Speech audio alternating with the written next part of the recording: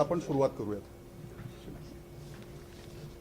आपल्या महाराष्ट्राचे मुख्यमंत्री माननीय नामदार देवेंद्र फडणवीस साहेब, माननीय उपमुख्यमंत्री नामदार श्री एकनाथ शिंदे साहेब, माननीय उपमुख्यमंत्री माननीय श्रीमती सुनेत्रा वहिनी पवार यांच्या कुशल नेतृत्वाखाली, तसेच माननीय नामदार श्री दादाजी भुसे मंत्री शालेय शिक्षण विभाग, माननीय नामदार डॉक्टर पंकज भोईर साहेब राज्यमंत्री शालेय शिक्षण विभाग, माननीय श्री राजेश अग्रवाल सर मुख्य सचिव महाराष्ट्र शासन, माननीय श्री रणजित सिंह देओल साहेब प्रधान सचिव शालेय शिक्षण व क्रीडा विभाग व माननीय श्री सचेंद्र प्रताप सिंह आयुक्त शिक्षण या सर्व मान्यवरांच्या मार्गदर्शनाखाली या परीक्षेचे प्रत्यक्ष संचालन करण्यात आले होते।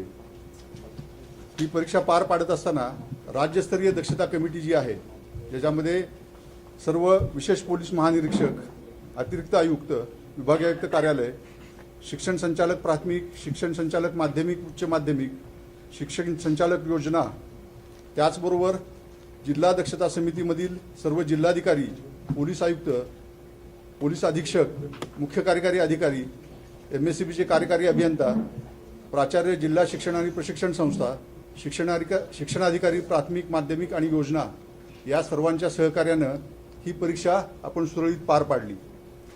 त्याचप्रमाणे ही परीक्षा पार पाडत असताना सर्व नियामक, परीक्षक, सर्व संस्थाचालक, प्राचार्य, मुख्याध्यापक तसेच सर्व क्षेत्रीय अधिकारी, सर्व संघटना, मंडळाच्या सर्व समित्यांचे सन्माननीय सदस्य, मंडळाचे सर्व अधिकारी, कर्मचारी, विद्यार्थी, पालक, सर्व मुख्याध्यापक संघटना आणि सर्व जे या परीक्षेशी संबंधित आहेत त्या सर्वांचं बहुमोल सहकार्य मला लाभलेलं आहे।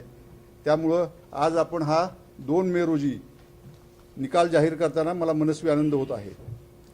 परीक्षेतील सर्व उत्तीर्ण विद्यार्थ्यांचं, त्यांच्या पालकांचं, त्यांना मार्गदर्शन करणाऱ्या शिक्षकांचं मी मनपूर्वक अभिनंदन करतो। उत्तीर्ण झालेल्या विद्यार्थ्यांना पुढील शैक्षणिक वाटचालीसाठी शुभेच्छा देतो।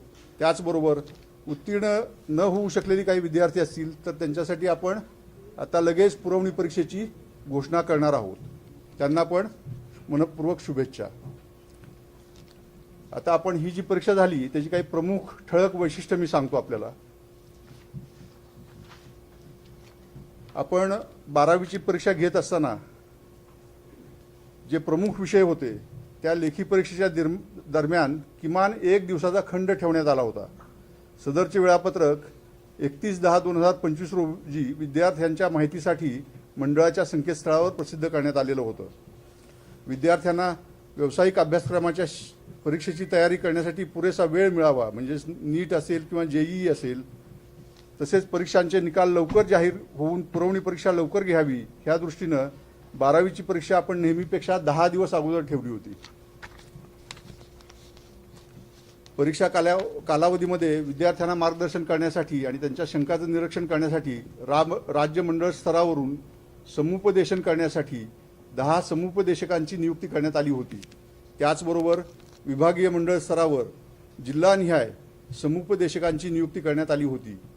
तसेच राज्य मंडळ व 9 विभागीय मंडळामध्ये नियंत्रण कक्ष कार्यरत करून हेल्पलाईन सुविधा उपलब्ध करून देण्यात आली होती।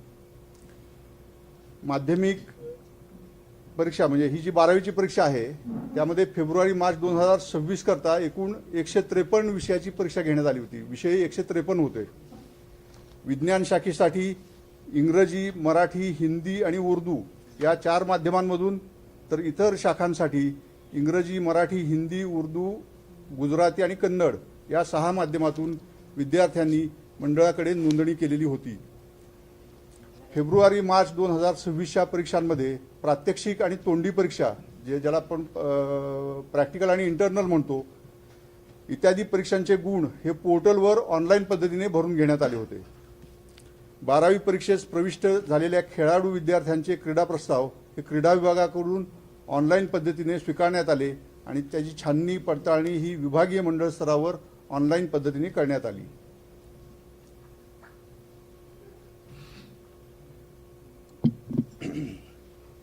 यामध्ये आपण परीक्षा पार पाडत असताना राज्यस्तरीय कमिटी आणि जिल्हास्तरीय कमिटी यांनी जी परीक्षा पार पाडताना आपल्याला ही सगळी माहिती आहे, त्यावर मी जास्त बोलत नाही, त्याची नोट मी आपल्याला देतो.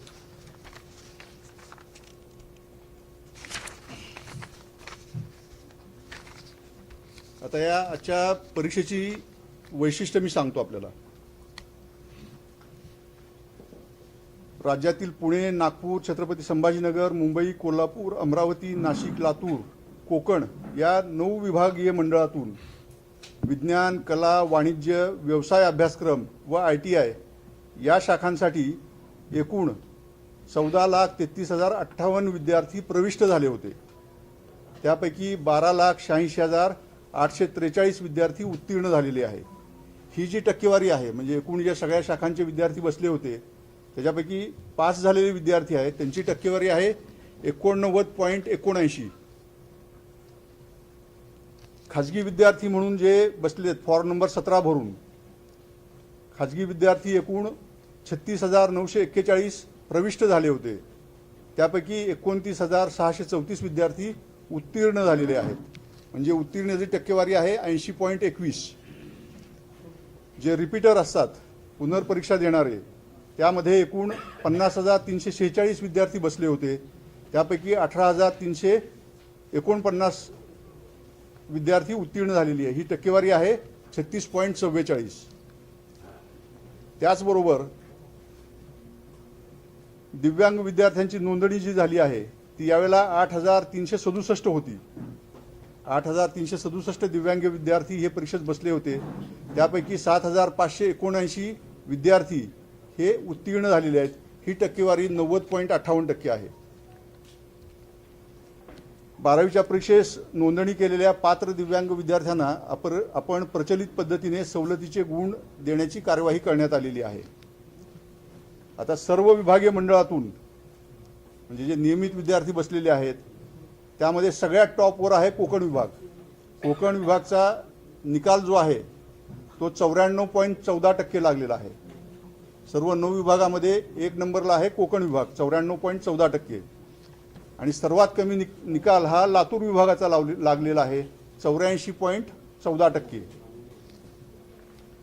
नेहमीप्रमाणे एक आनंदाची बातमी आहे की सर्व विभागीय मंडळातून नियमितपणे मुलींची उत्तीर्ण होण्याची टक्केवारी ही 93.15% आहे आणि मुलांची उत्तीर्ण होण्याची टक्केवारी ही 86.80% आहे.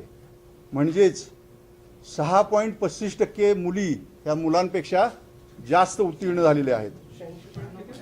86.80. मुली 93.15% आणि मुलं 86.80%. म्हणजे 6.35% मुली ह्या जास्त संख्येने पास झालेल्या आहेत. आपण जे 153 विषय घेतो त्यापैकी 26 विषय असे आहेत ज्याच्यामध्ये 100% निकाल लागलेला आहे.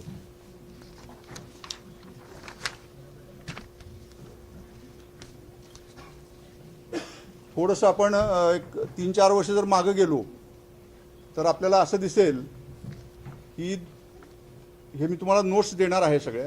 विज्ञान शाखेमध्ये 2023 साली 96.09% विद्यार्थी पास झाले होते, उत्तीर्ण झाले होते. 2024 साली 97.82%, 2025 साली 97.35% आणि ह्यावेळेला 2026 साली 96.44% विज्ञानाचे विद्यार्थी उत्तीर्ण झालेले आहेत. चालू वर्षी 96.44% विज्ञानाचे विद्यार्थी उत्तीर्ण झालेले आहेत. त्याचबरोबर 78.02% कला शाखेचे विद्यार्थी उत्तीर्ण झालेले आहेत यावर्षी. 87.03% वाणिज्य शाखेचे विद्यार्थी उत्तीर्ण झालेले आहेत. व्यवसाय अभ्यासक्रमासाठी 82.74% विद्यार्थी उत्तीर्ण झालेले आहेत आणि ITI साठी 81.78% विद्यार्थी उत्तीर्ण झालेले आहेत. म्हणजे एकूण सर्व विषयाचे 89.81% विद्यार्थी हे उत्तीर्ण झालेले आहेत. म्हणजे गेल्या वर्षी फेब्रुवारी-मार्च 2025 मध्ये जो निकाल लागला होता तो 91.88% लागला होता. त्या तुलनेमध्ये ह्या वर्षी जी परीक्षा घेण्यात आलेली आहे त्याच्यामध्ये निकाल 2.09% हा कमी लागलेला आहे. तुम्ही जर पाहाल गेल्या वर्षी म्हणजे 24 पण जो निकाल झाला होता तो 1-1.5% कमी लागला होता. म्हणजे दरवेळेला आपला 1-1.5%, 2% निकाल हा कमी लागत येतोय. त्याचबरोबर खेळाडू, NCC स्काउट गाईड विद्यार्थ्यांना जे सवलतीचे गुण असतात ते शासन निर्णयानुसार देण्यात आलेले आहेत. श्रेणी सुधार, गुण सुधार योजना जी आहे त्यामध्ये एकाच वेळेला सर्व विषय घेऊन प्रविष्ट होणाऱ्यासाठी जून-जुलै 2026, फेब्रुवारी-मार्च 2027 आणि जून-जुलै 2027 याप्रमाणे 3 संधी उपलब्ध असतात.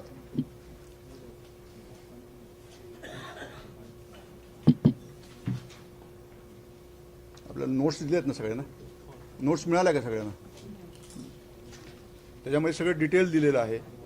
गुणपडताळणी आणि उत्तरपत्रिकांच्या छायाप्रती यासाठी आपली वेबसाईट आहे. गुण पडताळणी करून घेण्यासाठी रविवार उद्यापासून ते 17 तारखेपर्यंत विहित नमुन्यात ऑनलाईन अर्ज करता येईल. सर्व सेवा ह्या आपण ऑनलाईन केलेल्या आहेत. राज्य मंडळामार्फत दिल्या जाणाऱ्या सर्व सेवा ह्या ऑनलाईन केलेल्या आहेत. त्यामुळे गुण पडताळणीसाठी विद्यार्थी हे ऑनलाईन पद्धतीने अर्ज करतील. त्याचबरोबर जर उत्तरपत्रिकांचं पुनर्मूल्यांकन करायचं असेल तर त्याची पण प्रक्रिया आपण सांगितलेली आहे. ती रविवार दिनांक 3/5 पासून 17/5 पर्यंत करू शकतात.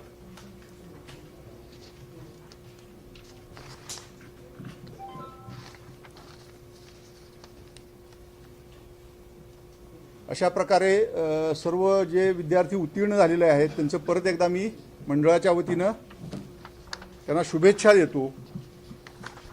आणि एक वेगळी गोष्ट मला अशी सांगायची आहे की आपण ही परीक्षा घेतली त्यामध्ये जवळपास 2000 मेट्रिक टन कागद वापरावा लागला आपल्याला. म्हणजे ही जी परीक्षा आपण घेतली त्यामध्ये 2000 मेट्रिक टन हा कागद वापरलेला आहे आपण. आणि यावेळेला आपण बारामतीच्या कस्टडीवरून केंद्रांवर पेपर वाहतुकीसाठी GPS enabled digital lock system with trunk वापरली होती. म्हणजे त्याला कुणी कस्टडीवरून केंद्रावर जात असताना कुणीही प्रश्नपत्रिकांमध्ये छेडछाड करू नये म्हणून आपण डिजिटल सेफ वापरली होती. तो प्रयोग आपला यशस्वी झालेला आहे.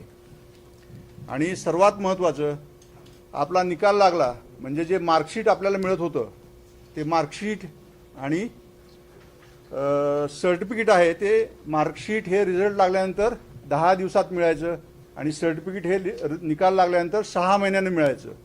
आपण पहिल्यांदा असं करतोय की मार्कशीट आणि सर्टिफिकेट हे एकाच वेळेला देतोय. आणि आता निकाल लागल्यापासून आजच्या दिवसापासून 15व्या दिवसाला हे सर्व आपल्याला आपल्या शाळेमध्ये उपलब्ध होईल. ह्या A4 साईजचा कागद वापरलेले आहेत. सगळे सिक्युरिटीचे 100% स्टँडर्ड पॅरामीटर वापरण्यात आलेले आहेत. त्यावर विद्यार्थ्यांचा फोटो असेल, त्याच्यावर सिक्युअर QR कोड असेल आणि मार्कशीट असेल आणि प्रमाणपत्र असेल मराठी आणि इंग्लिशमध्ये. आणि हे सगळं करत असताना जवळपास 3 कोटी रुपयाची आपण बचत केलेली आहे. आणि सर्वात महत्त्वाचं एक असं होत होतं आत्तापर्यंत की मार्कशीट असेल किंवा सर्टिफिकेट असेल त्यावर आडनाव पहिल्यांदा यायचं, नंतर विद्यार्थ्याचं नाव यायचं आणि वडिलांचं नाव यायचं. ह्यावेळेला आपण असं केलेलं आहे अपार ID किंवा आधारवर जसं नाव असतं तसं पहिल्यांदा विद्यार्थ्याचं नाव येईल, वडिलांचं नाव येईल आणि त्यानंतर त्याचं आडनाव येईल. हे सगळ्या गोष्टी तपासून अतिशय परिपूर्ण असं चांगल्या दर्जाचं एक सर्टिफिकेट आणि मार्कलिस्ट आपल्यासाठी विद्यार्थ्यांसाठी तयार केलेलं आहे. हा जो निकाल आपण डिक्लेअर करतोय हा 7 वेबसाईटवर डिक्लेअर करतोय. आपण दिलेली आहे वेळ 1ची 1 वाजता 60 वेबसाईट. ह्याच्यामध्ये महाराष्ट्र राज्याचं जे मंडळाची वेबसाईट आहे ती असेल, डिजिलॉकरची वेबसाईट असेल, MKCLची वेबसाईट असेल, टार्गेट पब्लिकेशनची वेबसाईट असेल, नवनीतची वेबसाईट असेल, TV9 मराठी असेल किंवा इंडियन एक्सप्रेसची education.com ची वेबसाईट असेल. ह्या सगळ्या वेबसाईटवर आपण हा निकाल जाहीर करणार आहोत. ह्या जास्त वेबसाईट घेण्यामागं कारण हे आहे की सर्व विद्यार्थी जरी एका वेळेला आले तरी ट्रॅफिक जाम होऊ नये ह्यासाठी आपण हे प्रिकॉशन घेतलेली आहे. आणि विद्यार्थ्यांच्या समुपदेशनासाठी निकाल जाहीर झाल्यानंतर किंवा परीक्षेच्या काळामध्ये वर्षभर विद्यार्थी समुपदेशन सेवा करतो आपण. त्याच्यामध्ये एक टेलिमानस हेल्पलाईन आहे, ज्याचा नंबर आहे 14416 14416. टेलिमानस हेल्पलाईन. विद्यार्थी किंवा पालक हे तिथं कॉल करू शकतात. त्याचबरोबर मनोदर्पण हेल्पलाईन,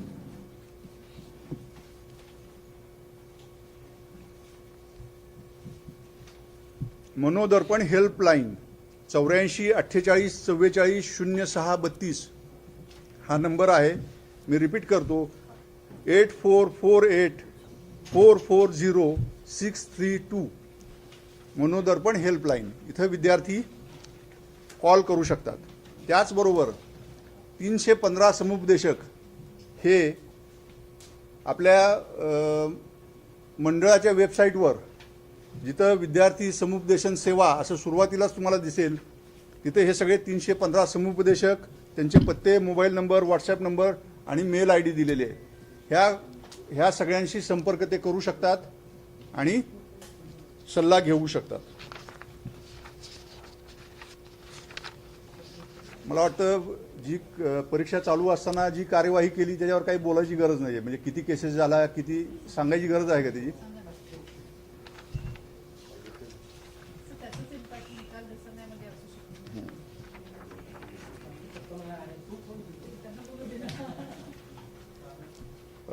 परीक्षा दरम्यान आपण यावेळेला माननीय मुख्यमंत्री महोदयाचे निर्देश होते, माननीय शिक्षण मंत्री महोदयांचे निर्देश होते, माननीय मुख्य सचिव सरांचे निर्देश होते आणि आपले जे विभागाचे प्रधान सचिव सर आहेत देवोल सर, त्यांचे पण इन्स्ट्रक्शन्स होते की परीक्षा ही चांगल्या वातावरणात पार पडावी. त्यासाठी आयुक्त सरांच्या अध्यक्षतेखाली आपण राज्य दक्षता कमिटी नेमली होती. त्याचबरोबर प्रत्येक जिल्ह्यामध्ये जिल्हा दक्षता कमिटी होती. ह्या सगळ्यांच्या ह्यांच्या सर्वांच्या एकत्रित कार्यामुळं असेल किंवा फील्डवर गावोगावी जे कोणी ह्या गोष्टीवर लक्ष ठेवून होते, म्हणजे कॉपी घडू नये, चांगली परीक्षा व्हावी, ह्यासाठी बऱ्याच जणांकडून फील्डवरनं पण इनपुट आले. त्या सगळ्याचा एकत्रित विचार करता यावेळेला परीक्षा अतिशय चांगल्या पद्धतीने घेण्यात आलेली आहे. 12वीच्या या परीक्षेमध्ये एकूण 15 FIR दाखल झाले, ज्याच्यामध्ये छत्रपती संभाजीनगरमध्ये 3, नागपूरमध्ये 3, अमरावतीमध्ये 8 आणि लातूरमध्ये 1 असे एकूण 15 FIR दाखल करण्यात आलेले आहेत. यावेळेला एकूण निलंबित कर्मचारी जे झालेले आहेत ते एकूण 100 झालेले आहेत. त्यामध्ये नागपूरचे 4 आहेत, छत्रपती संभाजीनगर 43, अमरावती 50 आणि लातूरचे 3 असे 100 कर्मचारी निलंबित झालेले आहेत.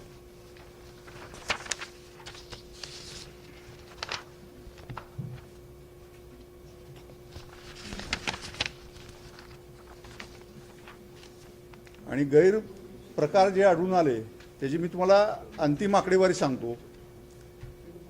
म्हणजे ही महाराष्ट्राची एकूण आकडेवारी आहे. परीक्षा केंद्रावरची तोतयागिरीची प्रकरणं 1 सापडलं लातूरला, कॉपी प्रकरणं 237 सापडली, सामुदायिक कॉपी प्रकरणं ही 1469 सापडली, परीक्षक आणि नियामकांनी निदर्शनास आणून दिलेली प्रकरणं 223 आहेत आणि इतर 53 प्रकरणं अशी मिळून 1983 प्रकरणं ही गैरप्रकाराची प्रकरणं आपल्याला सापडलेली आहेत. आणि त्या सगळ्या प्रकरणाची आपण दखल घेऊन त्या ठिकाणी कारवाई करण्यात आलेली आहे.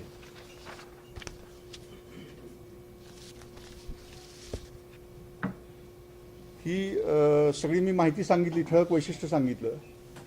विद्यार्थी हा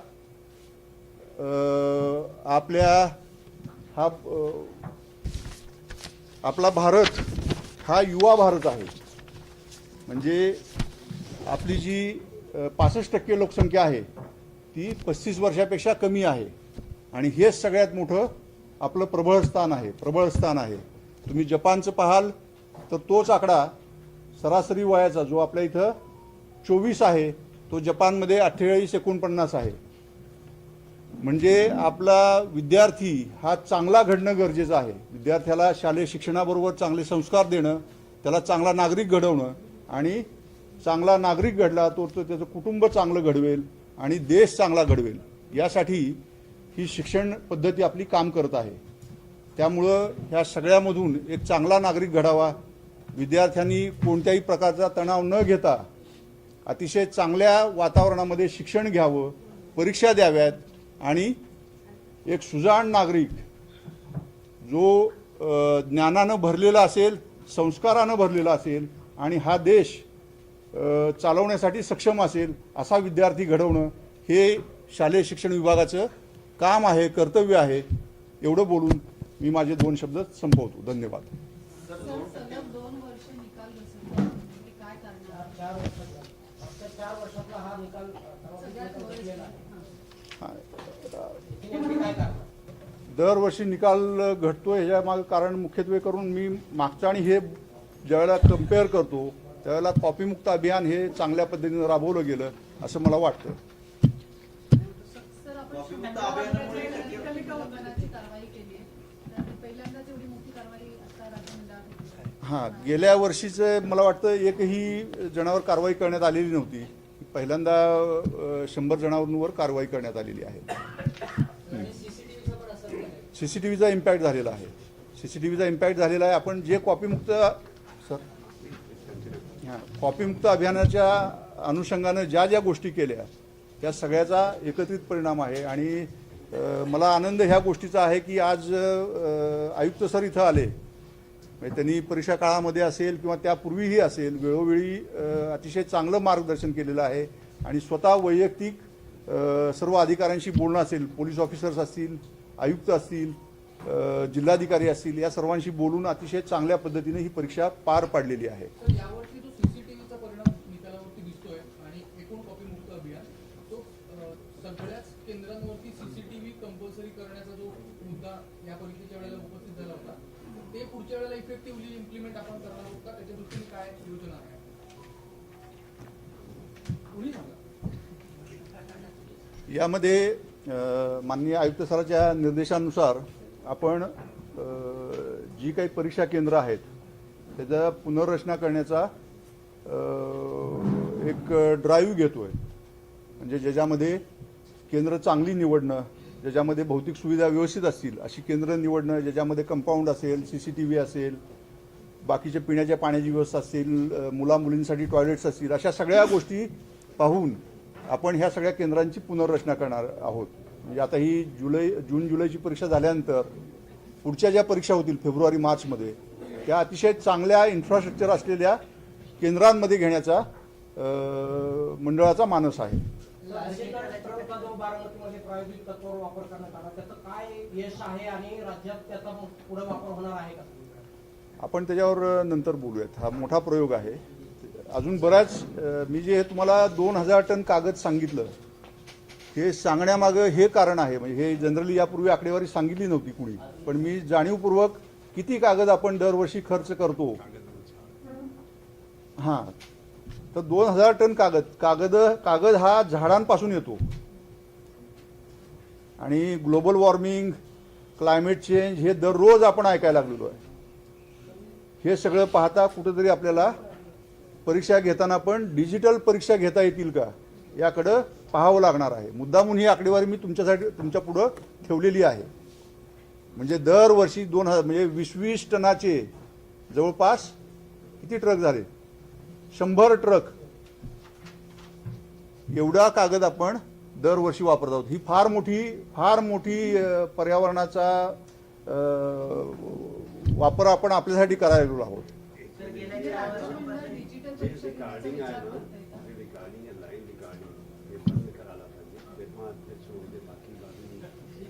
सांगू शकणार लाईन प्रत्येक बाबी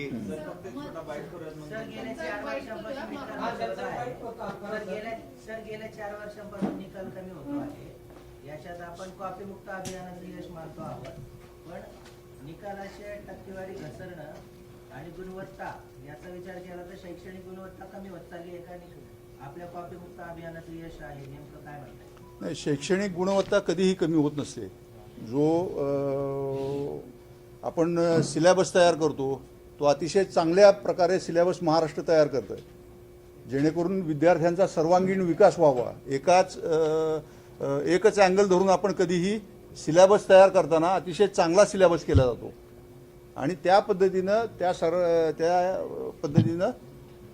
परीक्षा घेतल्या जातात. त्याला अनेक फॅक्टर आहेत, एकच फॅक्टर त्याला गृहीत धरता येणार नाही, अनेक फॅक्टर आहेत त्याला.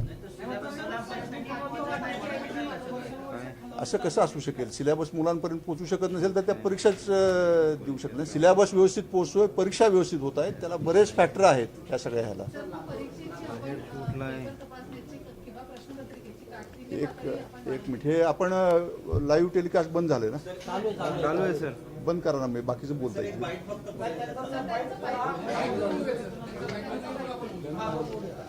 म्हणजे परीक्षेचा विषय संपलेला आहे आता. नंतर ऐक ना, त्यांचं बाईट करू दे, मग आपण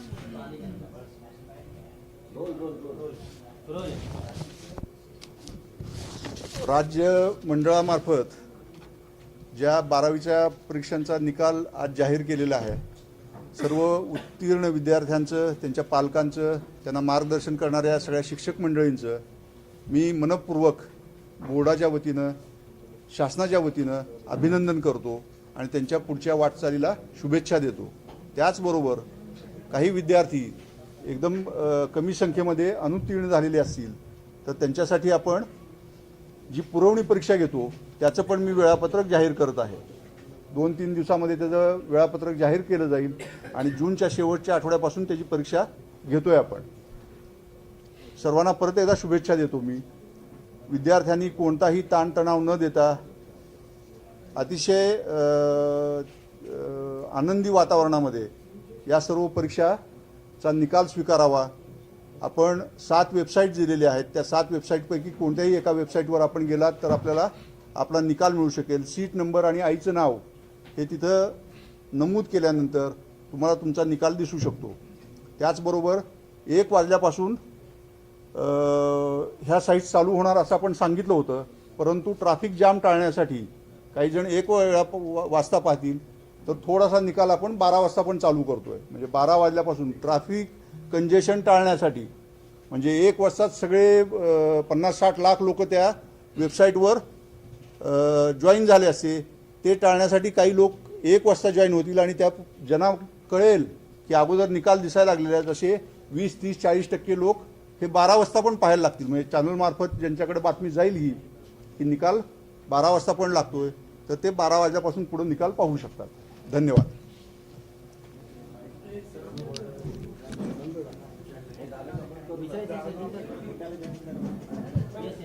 थँक्यू सर. और ये